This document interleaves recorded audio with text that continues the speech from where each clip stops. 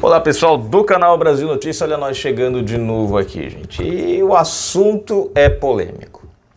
Candidatura de Lula pode estar em risco ou com os dias contados. E tudo graças a Alexandre de Moraes. Não entendeu? Você vai entender já já. Eu sou Fagundes. Hoje são 6 de maio de 2022. A tese de que Silveira é inelegível pode ser golpe de morte na candidatura de Lula. Eu não entendi o que tem a... Vocês vão entender já já, gente. Tem uma coisinha no despacho do Moraes que literalmente, se não tivéssemos uma justiça com 2 pesos e 2 medidas, literalmente já era para ser automático. Lula descer do palanque, cruzar os braços, sentar e chorar. Se você não é inscrito no canal, se inscreve agora, ative o sininho das notificações, marque a opção receber todos os nossos vídeos. Comenta, compartilha, deixa o seu like. Na descrição, a gente tem chave Pix, tem conta bancária. Se você for um colaborador do Pix, seu nome vai para a descrição aqui do vídeo, tá? Lembrando que se você quiser ajudar o canal também, nesse vídeo específico, tem o botão valeu demais aí, o botão dos aplausos, você ajuda por ali e o seu comentário neste vídeo fica em destaque. As nossas lives você já sabe, são todos os sábados às 21h. Caso você ficou com alguma dúvida sobre esse assunto aqui, eu vou passar, vem pra cá na live, porque na live amanhã a gente esclarece melhor, como a gente tem bastante tempo, dá pra responder todas as perguntas sem nenhum problema. Comentou, a gente leu. Como diria o jornalista Maurito, deixa eu ver aqui... Maurito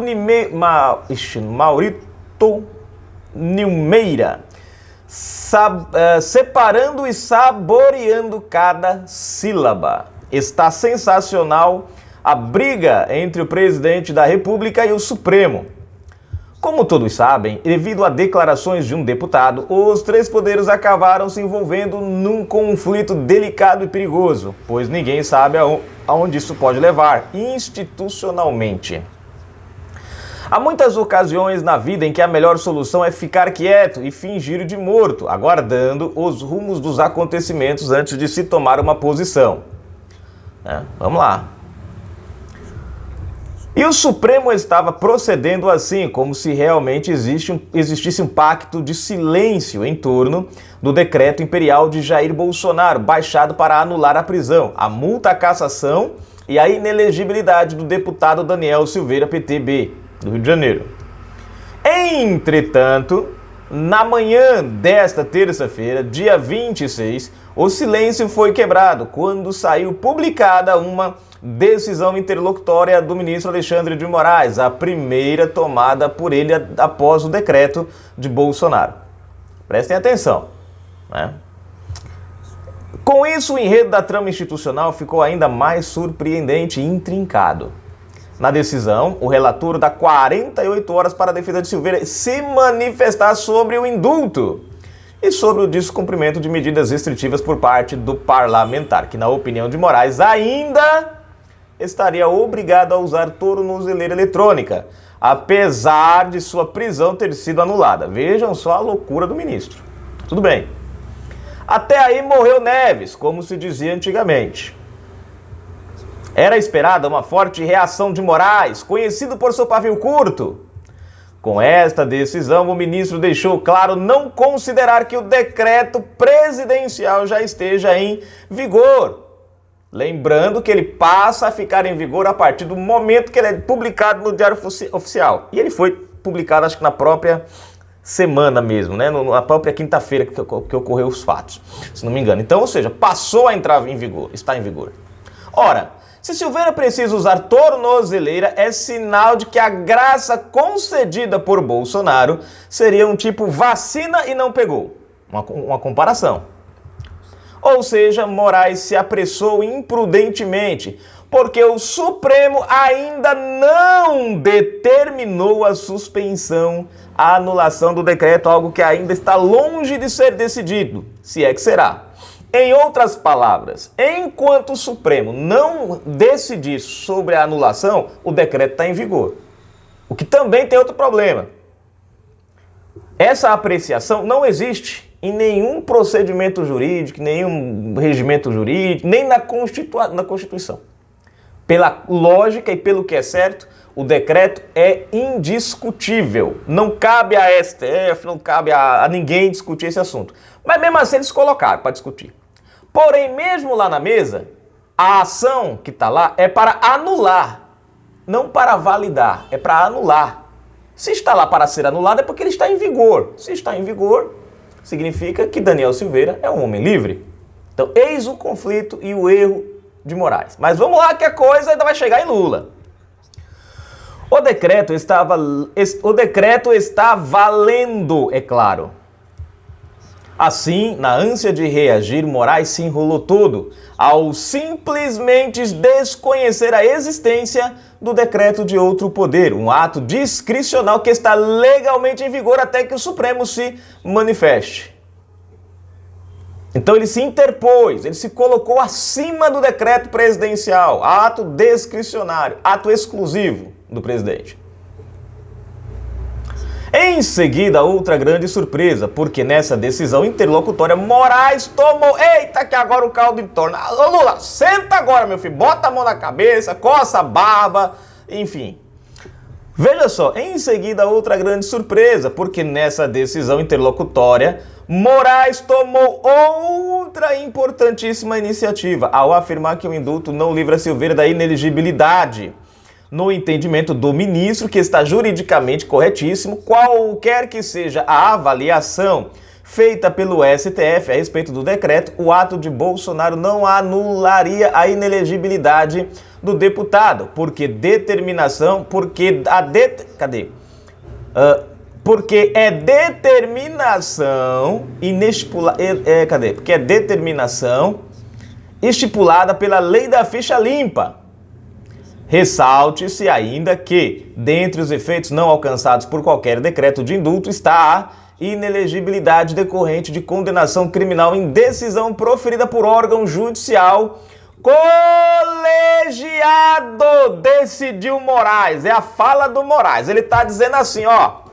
O indulto presidencial não pode alcançar a inelegibilidade. E aí, para justificar, veio a pregada, a martelada, a marretada, a cacetada, a caçapada, a pá de cá, o último prego do caixão do Lula. Ele diz o quê? Que a questão da inelegibilidade não pode ser anulada porque foi decidida em órgão colegiado. Grave esse trechinho. Aí ele lascou com o Lula. Eu tenho certeza que Lula deve estar querendo voar no pescoço do Moraes, querendo arrancar os cabelos do Moraes. Bom, não sei, né? O cabelo ficou meio... Só se for... Enfim... Ao defender essa tese, que está rigorosamente dentro da lei, o relator Moraes pode estar dando um golpe de morte na candidatura de Lula da Silva e de outros condenados na Lava Jato, como Eduardo Cunha, Henrique Eduardo Alves e tantos outros, que, depois de tanto tempo de cadeia, estão de volta na parada. O fato concreto é que as decisões do Supremo que beneficiaram luta em competência territorial da 13ª Vara Criminal de Curitiba e parcialidade do então juiz Sérgio Moro não sepultaram as duas condenações dele, presta atenção, confirmadas por unanimidade pela 8ª turma do Tribunal Regional Federal da 4ª Região. E uma delas teve decisão unânime também no Superior Tribunal de Justiça. Órgãos colegiados. Ou seja, se Daniel Silveira está inelegível por ter sofrido condenação colegiada no Supremo, ex-presidente Lula se encontra na mesma situação em que, em democracias, a lei tem de valer para todos. E aí finaliza a matéria. Vocês entenderam aqui, gente? Agora, será que pau que dá em Daniel, dá em Lula também? Ou não? E agora? Vejam, Lula teve as condenações anuladas pelo STF. Lembram disso? Mas nós tivemos 2 órgãos colegiados que condenaram por unanimidade o Barbudo. E nós tivemos a anulação dos processos, ou melhor, da condenação, das condenações, não a inocência de Lulita. Daniel Silveira teve o indulto presidencial, anulando também a condenação do STF. Mesma coisa. O que difere de um para o outro é que um é o indulto presidencial e o outro foi o indulto do STF. Só mudou isso. O STF, literalmente, né, com todas as provas nas mãos, e aí que está a diferença do Daniel Silveira, né? Porque no Daniel Silveira eles não julgaram ninguém competente, não. Bolsonaro apenas anulou a condenação, que, diga-se de passagem, muito, né, arbitrária, né? Já no caso do STF, eles anularam a condenação de Lula por uma jogada política, um jeitinho brasileiro de trazer o Barbudo de volta para a parada. Tinham provas, haviam-se denúncias, delações, um monte de coisa, dinheiro devolvido, enfim.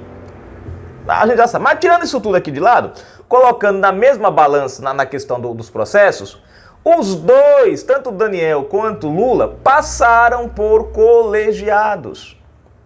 Ora, se a anulação de Bolsonaro, da condenação do Daniel Silveira, né, o indulto do Bolsonaro, não atinge a inelegibilidade de Daniel Silveira, a anulação do STF também não atinge a inelegibilidade de Lula. Em outras palavras, se Daniel Silveira perde os direitos, Lula também perde.